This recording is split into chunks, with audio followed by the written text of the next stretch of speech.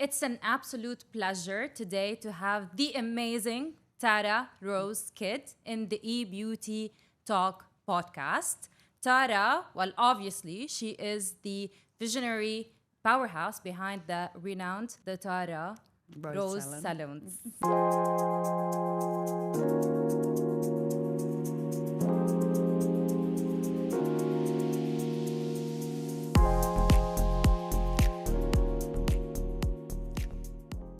When I researched and when I started searching for Tara online, it's not that you only take care of the outside of the people. You're not only a hairstylist who turned into a brand by her name, but also you are you inspire, you motivate, you educate, you mentor through Tara Rose Academy.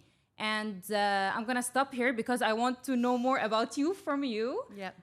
Welcome, Tara. Thank you. I'm really happy to have you. Yeah, such a pleasure. Thank you for having me. My first question is, how did you make it in UAE? How did you start? The start of it. So I moved here 16 years ago and I arrived with £200 in my pocket, which is about 1,000 dirhams. I had always been a hairdresser. So when I left school at 16, I fell into the job because I didn't do well at school. I was terrible at school.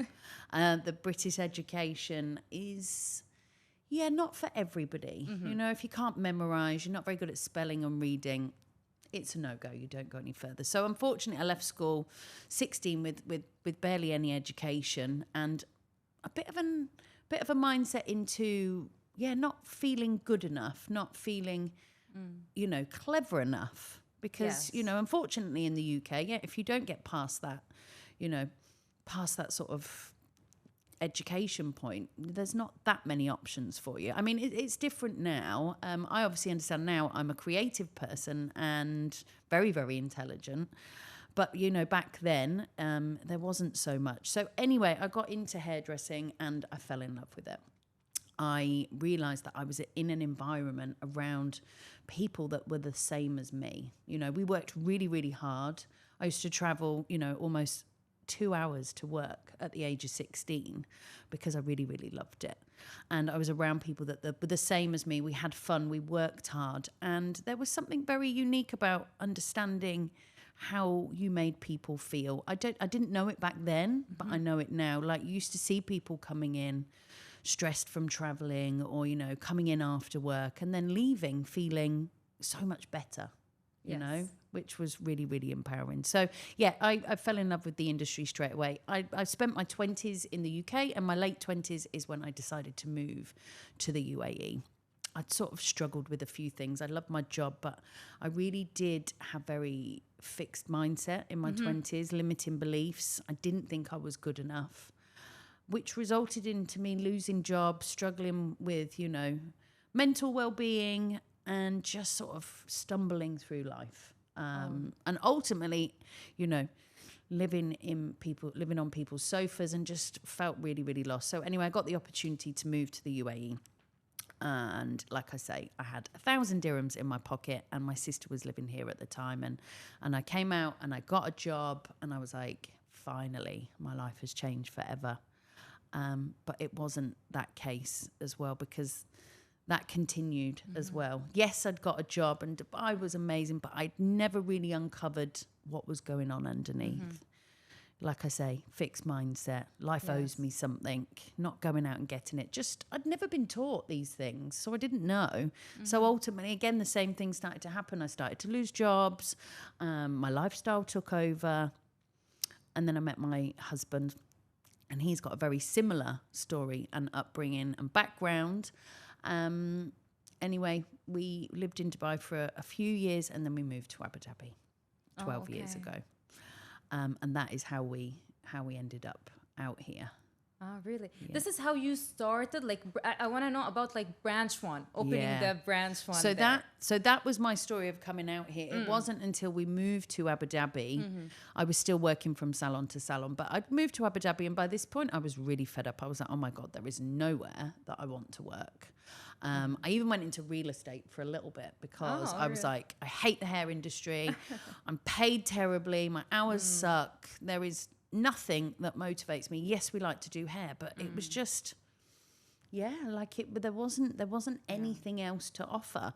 So that was it. 12 years ago, we decided that, no, 12 years ago, we moved to Abu Dhabi. 10 years, it's my 10-year anniversary this year of my first salon. So, yeah, took a bank loan, found a shop, I found a villa, my first salon. I knew how to cut and colour hair. I had no idea how to run a business. Wow. So there I am, my first day. I'm alone in this huge villa.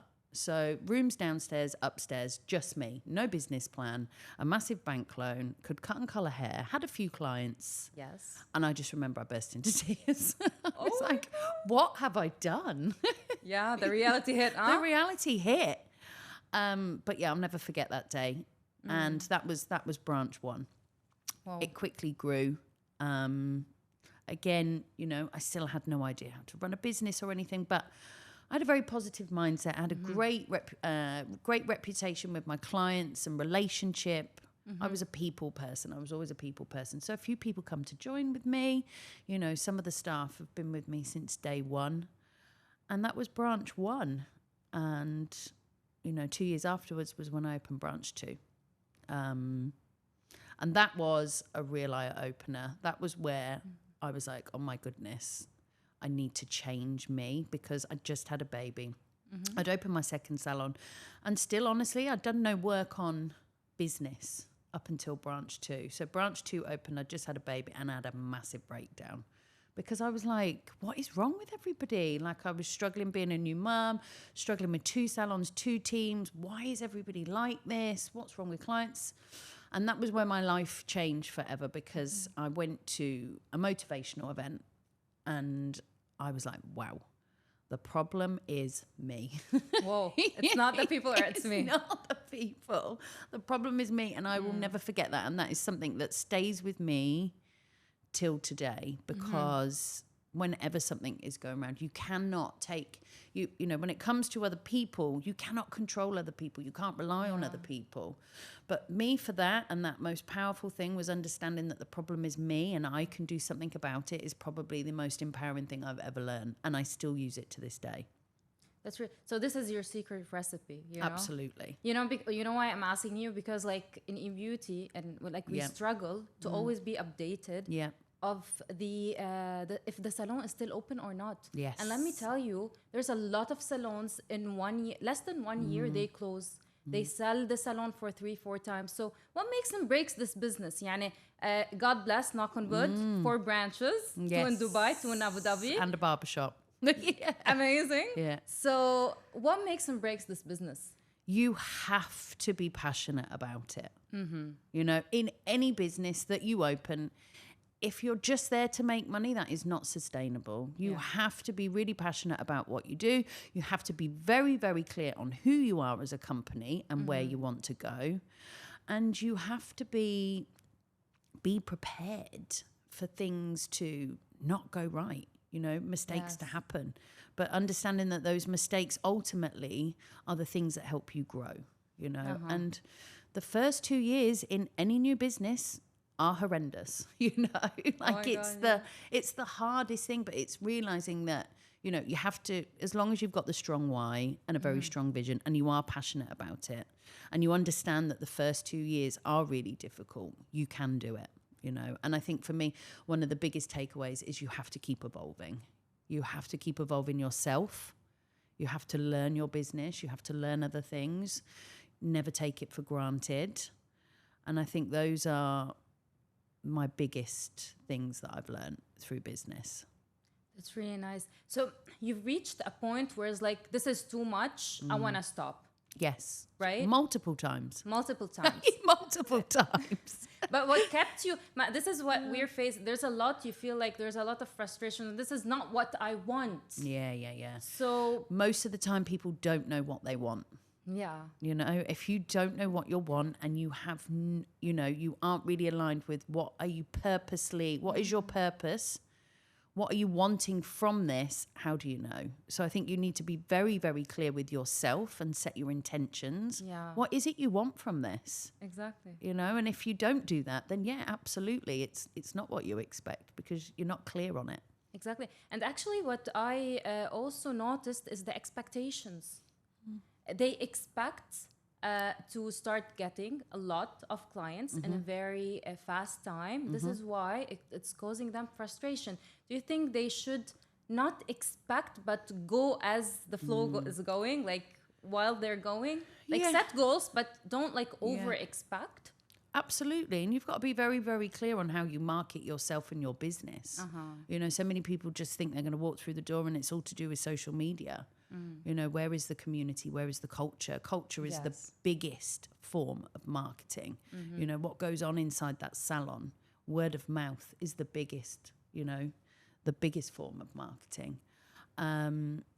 And yeah, it takes time. You have to be everywhere. Like marketing is so many different things. Yeah. You know, from events to networking to, you know, who are your clients? So many salons open and they have no idea who their clientele is or who they're trying to reach. Yes.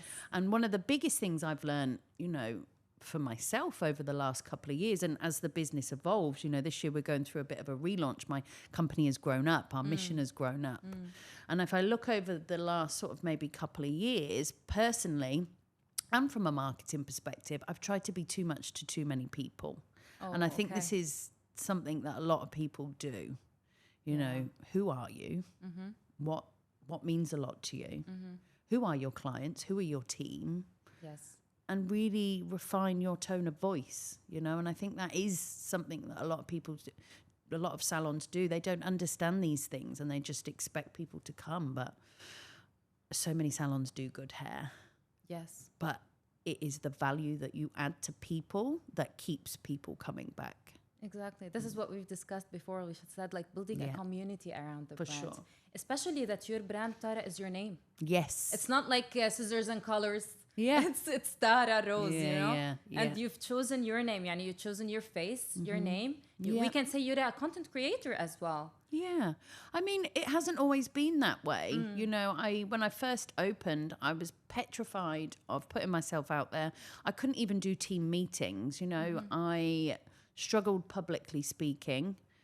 When it came to naming the salon, I just didn't know what to call it, if I'm really honest. You know, there were so many names. I was like, oh, and we didn't have the fabulous ChatGPT back then, you know. So it was like, I probably could have been a little bit more creative. But, you know, now knowing what I do, I'm really glad that I did call it my name, and I am happy that I am the face of the brand. But that alone has been a huge journey.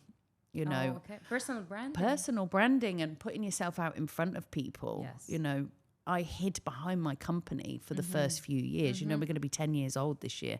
And you've only really started seeing me in the last few, you know, say sort of 4 to 5 years. Because I understood that if I don't start to overcome my fears of these things, I'm going to hold my company back. I'm not going to be able to reach the goals and the dreams of everything that I want to achieve by being behind the scenes, you know, and understanding the type of brand and how I wanted to be with clients and how I wanted to be with my team. People had to see me. People had to trust me, you know, in order to recruit people, in order to have new clients coming into the business and to be known for somebody that develops people. Yes. Then, of course, that needs to be a person. So that was always part of the strategy. But that journey was really difficult. You know, public speaking classes, life coaching, you know, all of these things, like trying to get over past traumas of things, you know. And it's funny because people just see the end. The end result. Of course, the end result, but you'd never see the takes. No, or the how journey. Many takes it took. Yeah, or the sleepless nights, the tears, That's true. Yeah. That's true, of all the stress. But I want to ask you a question, Tara. I went through Tara Kid Academy. Yes. I went to Tara Rose Academy. Tara Kid was like, I'm losing your middle name. I'm Tara Rose. Tara Rose. Yeah. I went through Tara Rose Academy. I've seen that it's not only hairstyling, master classes.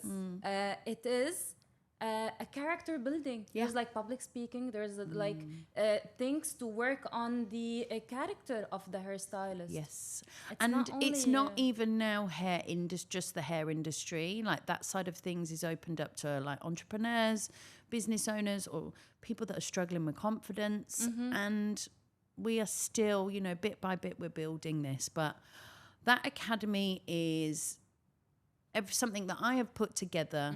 Because I understood most of the things I've learned over the last few years have nothing to do with the industry. You know, stylists, again, building successful stylists, 9 times out of 10 has nothing to do with the skill set. Yes, of course, they've got to be good at the skill. But if you cannot communicate, if you're a negative thinker, if you're struggling mentally, if your physical well-being is not great, you cannot grow, you know, you cannot grow your clients, you cannot add value to your clients. They have limiting beliefs as stylists because, you know, they don't feel confident communicating. And this is everything that I brought in, because when I opened a business, I could cut and colour hair, but I struggled with so many different things. And understanding after that first breakdown, which I've had a few, by the way, that first breakdown of like, wow, who is me? I've had a baby. I don't know how to struggle. Understanding that, you know, we can learn everything, you know, and like we say, confidence, public speaking and all of those things. These are things that I've personally done myself, to grow my team, and to grow my business. And I'm a very, very firm believer now, and the relaunch of our business is a holistic approach on how we do things, you know. And with that view, that is where you really start to see change. Exactly. Tara, I want to ask you about how are you with technology? I'm getting better. That's really great. I'm getting better. You know, as a creative person, technology was never one of the, you know, still to this day, you put me in front of something, it's going to take me 10 times longer. Like, I'm very good at quite a few things now, but technology is needed, you know, it's a must, and it is something that I study. Oh, that's really nice. Yeah. Are you considering to add some courses to Tara's Academy? Yeah, I think at some point, potentially, it would be really, really good. Like, I'm going through this evolution of bringing in technology into my business. So I'm very much like, I need to learn it. I need to do the process of it. I need to understand it. It is something I'm talking a lot about, like if I'm on stage or, you know, talking to other people about the importance of it. Am I ready to put courses in? I mean, I think, you know, it's great. Like, when we do courses in the academy, we collaborate with a lot of other people. Yes. You know, so it's not that I would put the course on, but we would bring somebody like yourself in to educate, you know, not just salon owners, but so many other people, like we said, entrepreneurs and people just starting off in business. I think it's a great asset to add. Yeah, it will help them actually not only with their salon operations, but also in their content creation. Definitely. And on social media, there's a lot of AI tools that could help them drastically, you know? Yeah. I'm going to get you in. Please. Course coming. I want to ask you, how do you think this revolution of technology will shape the future of the salon industry? Wow, I mean, we're talking about like the customer service side or the operational side. We are investing a lot into this, you know, the technology things, you know, in terms of CRM systems, dashboards, strategy, being strategic with your data. And like you say, in terms of, for us, you know, course building, we are able to move at such a rapid speed now, you know. So in terms of building things out, amazing. To be strategic is probably, you know, the most amazing tool. It is so important. There are so many ways of doing it. You know, I think a lot of people sort of bury their head in the sand with it. That's fine. You can do that. You don't need to learn it. It's not just one tool, but if you want to be really, really laser focused and sharp and strategic and get things done quick, it's essential. Especially, I think, in the UAE, because it's a evolving. Fast evolving. And we were just having this conversation before. We are so much further forward here than, say, the UK and Europe. And, you know, a lot to do with, you know, the mindset and the people that we surround ourselves here, which I'm always forever grateful for. But yes, it is moving quickly here. Things will be moving quickly here. They do. So it is something that people have to understand. Yes. I want to ask you also a question regarding the technology, is the fear of being replaced.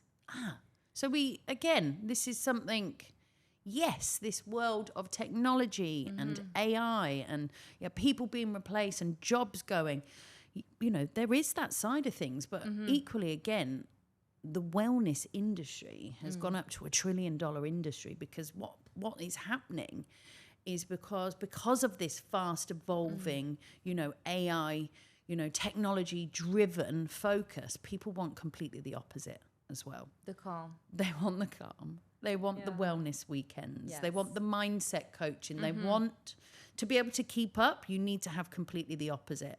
Yes. So rather than everybody focusing about, wow, what's going to go on here? Equally, again, people want completely the opposite.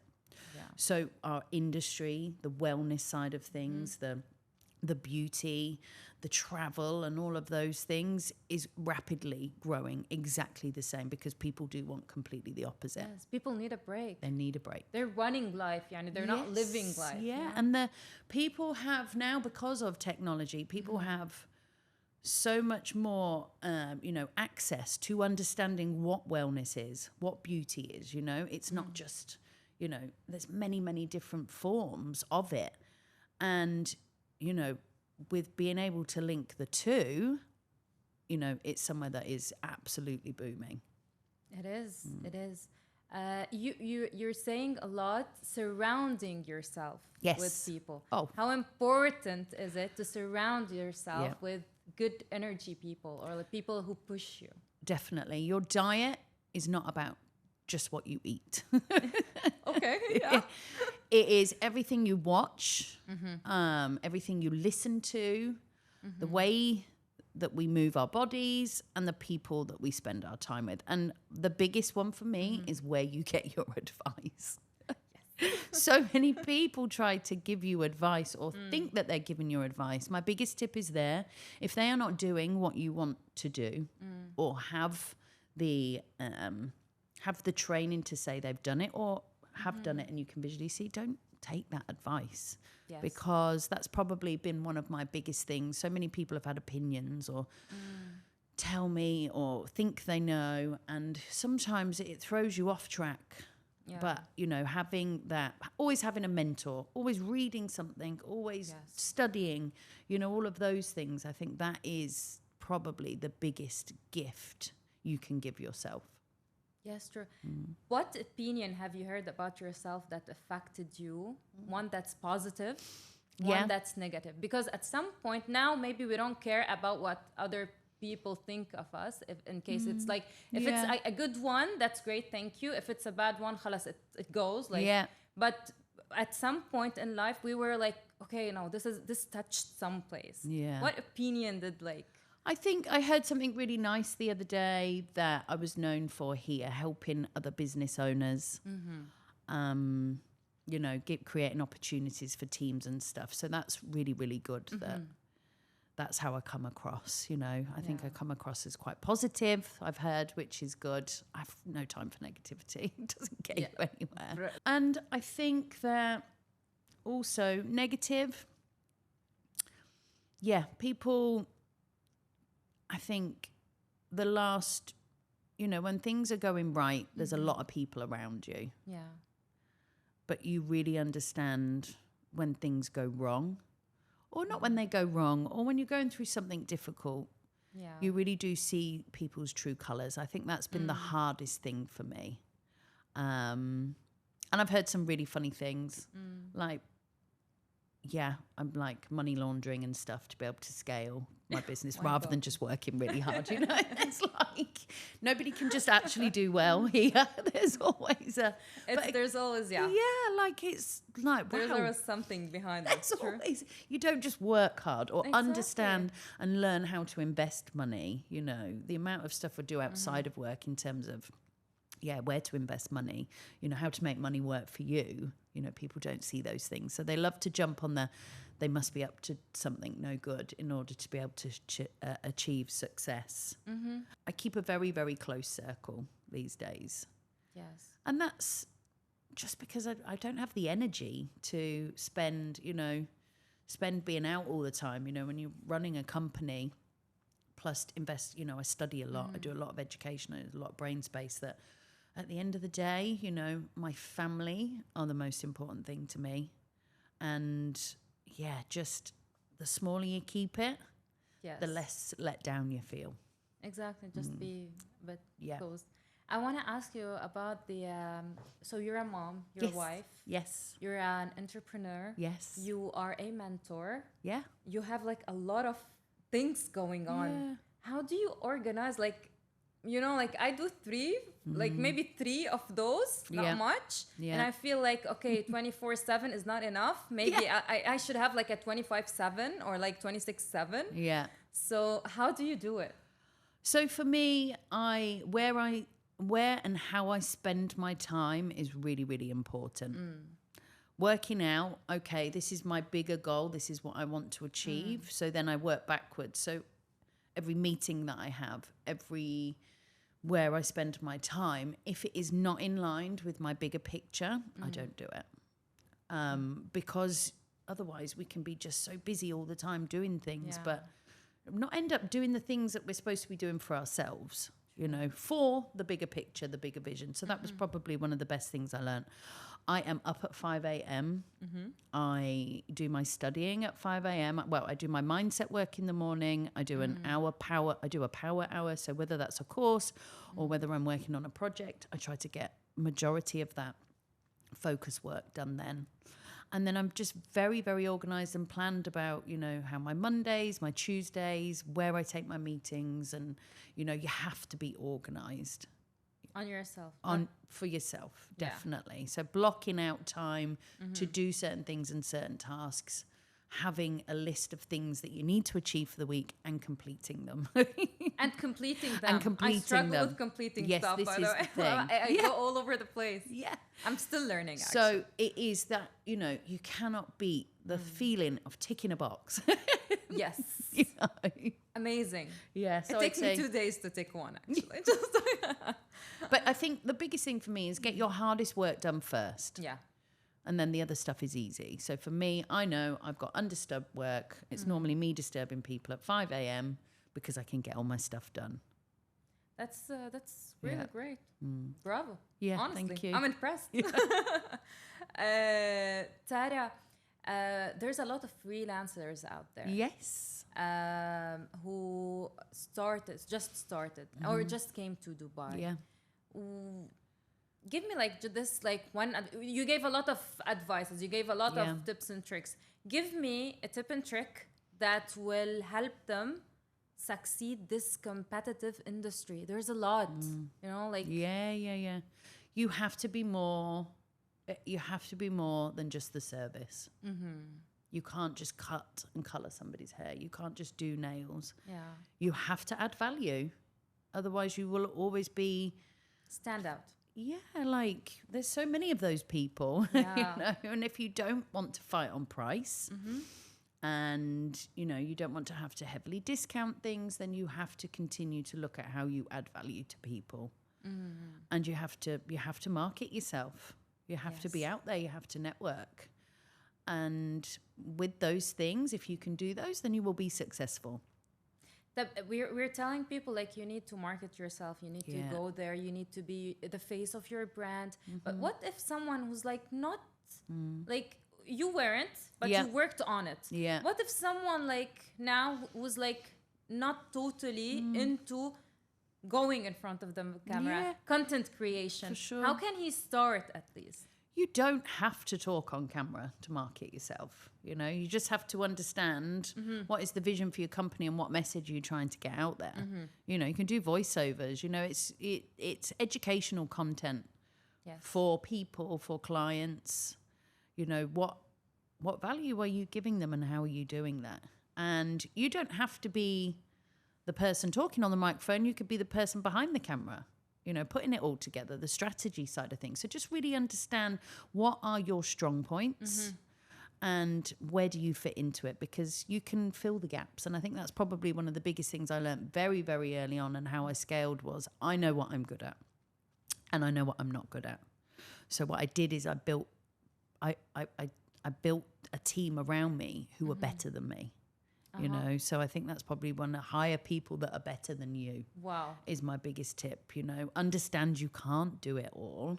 That's really nice. Because for a long time I was very frustrated. Why can't I do this? Why can't I do this? Well, it's just not me. It's not my strong point. Yes. We can't be good at everything. Exactly. So just make sure you plug the gaps, you know, and you have those people around you. You know, this is not easy because there's like this ego of yeah. like, I can do it all, you know? You can't and, do it all. And maybe I can't accept someone who's working with me who's like better than me in this thing or that thing. Like, You're only going to get so far with that mentality, honestly. And that is probably why people get stuck. You've got to let go of the reins. You've got to give people a chance to grow their careers. And that's one of the things that I've done and how I've scaled. I grow people, you know, I create opportunities and I try and find as many different opportunities because we are not all the same for as many people as possible within my company. So whether it's head office, whether it's marketing, whether it's salon floor, whether it's, you know, there's opportunities everywhere because the more opportunities that are there, the more they grow, the more I'm able to focus on moving on to the next thing. Exactly. So you honestly, that is, you only go so far alone. Yes, so delegating is good. Yes. It will give you time actually to focus on other, just like you said, to focus on other things, on growing. Yeah. But this is where you have to really study the mind, you know, and I think that those types of opinions is a very fixed mindset. So you really have to understand about the brain. It's a muscle. You've got to work it. You've got to study. You have to evolve. Like I try to do at least 20 minutes to 1 hour of learning every day because I need to grow my perspective. I need to grow my mind. And we are put on this planet to evolve, you know, not to stay the same. You can't be, because if you don't learn, you'll be you're left behind. Yeah. Halas, you're gonna melt. Yeah, I don't want to be in the same space I was last year. And that doesn't mean opening loads of companies and stuff. It means mentally. Yeah. Mentally, I want to be in a space of feeling free and inspired, you know, about myself to get to the next level. It doesn't mean, you know, being in the same place as you were last year, it doesn't mean that you have to keep opening things. It means that you have evolved as a person. Yes, that's true. What are you learning now? Like you told me, like I'm learning. What are you, like the most recent thing you want to learn? So I am doing a lot sales training, marketing training, and technology at the moment. Wow, that's nice. Yeah. Remember, I'm a creative person. So, you know, I built my company predominantly on like word of mouth and recommendations, which is amazing, you know, but for many, many years as a creative person, you know, there's so many other tools, and this is why it's good that we're having this conversation and opening it up. Like understanding that side of the business is truly, you know, when the two come together, magical things happen. You know, the art of technology, the art of sales, marketing, and different forms of it, as well as being recommended. You know, that's where you can really, you know, boom. But yeah, that's my for the last, you know, I've got a business coach. I read books. So you have to really invest. You know, I've spent thousands. I mean, I wouldn't know if I added it all up, like mentoring, coaching, books, podcasts, seminars, all of it. It's because you need those things that will help you grow mentally, that you help your skills grow. That's not only hairstyling. No. Like I say, majority of what I've learned has nothing to do with the industry. And this is where Tara Rose Academy comes in. Yes. Because, you know, it's not about the job. It's about your mind, your mindset, and all the other skills that come with it. I have few questions, quick questions. Yeah. That I want to ask you. We've collected them from here and there. We asked people what questions they want, like people who are in the industry, people who are not in the industry. So I'm gonna see. Okay, here we go. I just listed them. Here we go. Yeah. Are you ready? I'm ready. Okay, let's go. Favorite current beauty trend? Favorite current beauty trend? Favorite current beauty trend. For me, I love it's the latest facial treatment. I love, you know, even for me, just the classic hydrofacial, microneedling. Like, it doesn't need to be the latest. For me, it's the classics. It's so nice. Yeah, the feeling of it, actually. Definitely. One hair care tip you swear by. One hair care tip I swear by. Yeah. So think of your hair like your skin. So you have to wash and exfoliate your face. Yeah, so you have to wash your hair every day, your face every day. You have to exfoliate once a week. Yes. Think of your hair the same. You know, if you don't detox your hair, then you're going to get build up on it. And then understanding that if you don't look after your hair and scalp the same as your face, then of course you're going to run into problems. Yes. Oh, yeah, I agree. Biggest hair or beauty myth you'd love to debunk? Say rosemary oil. Yeah. So for me, that hair loss here in the UAE is just about the water. It's not. 9 times out of 10, it's to do with stress, the food that we eat, the water that we drink, new climate, new food, new working hours. Hair loss doesn't just come down to the water. Like, you've completely changed your lives around. So you really do need to go back and unpick some of the steps and look at you as a person and how you can help yourself. That's really nice. A must-have styling tool you can't live without? A must-have styling tool. I mean, I don't have a lot of hair. So it's not. But in terms of, maybe the shower, the shampoo. Yeah. So for me is I use Schwarzkopf Session Label. It's dust. So it's like a dust powder. Oh, yeah. Without that, I would have 5-year-old boy's hair. Oh, really? Yeah. One thing people might be surprised to learn about you. One thing that people might be surprised about you. That I used to be scared of everything. Like scared to do anything. But now I see it. If it scares me, it's a to-do list.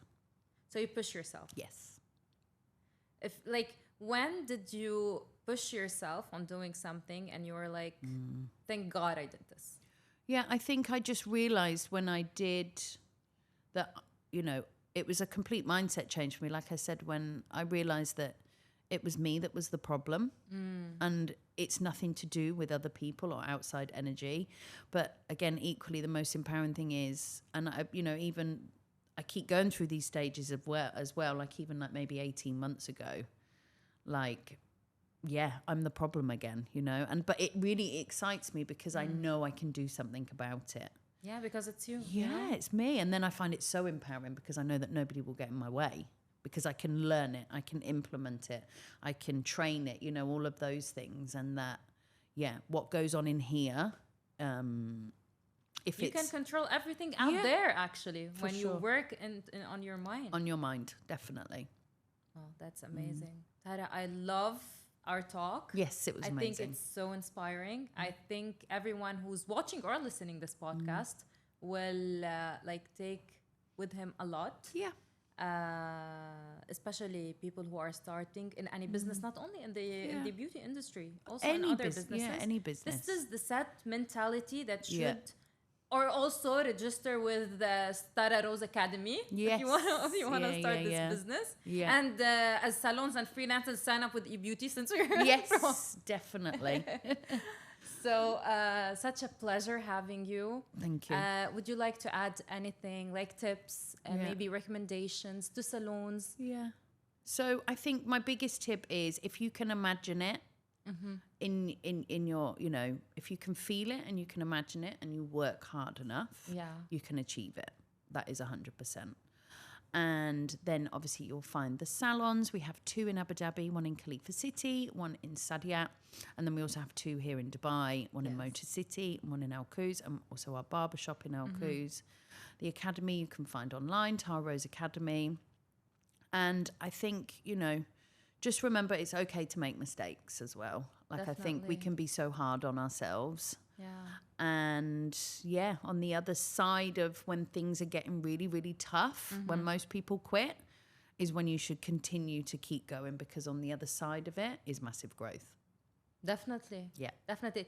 Let's tease people a bit. Is there any new projects coming in, expansions for Tara Rose? Yes, I am working on, I feel I went back and really realigned my goals last year of what I want to achieve. So yes, I am working on something very exciting. I don't want to talk about it too much because I think for me, I don't want to talk about it until I've done it. Really? Yeah. Nothing like yeah. even like the first word. Yeah. The first letter. Letter. F. F. Okay. F. Yeah. It's like not a new salon. No. It's a project. Okay, I'm gonna stop guessing. I'm gonna wait. No, I'm gonna I stay think- tuned and wait. I'm really, really working on systemizing and structuring my business. The ultimate goal is to franchise, you know. So Yes. this is what we're working towards. So that's very exciting. Bravo. I wish you the best Thank of you. luck. And actually, you don't depend on luck. You Yeah, depend on no. hard work. Yeah, I hate that when this people is- say, "Oh, you're so lucky." Oh, No, I'm not lucky. oh my goodness, far from it. Yes, I work on getting my luck. This I is what work very, very hard. Yeah. Yes, that's true. Thank you, Tara. And for everyone out there, please follow us on YouTube. Follow us on our social media pages. And if you want to listen to this podcast and not watch it, you can listen to it on Anghami and Spotify. So stay connected, and we see you in the next episode.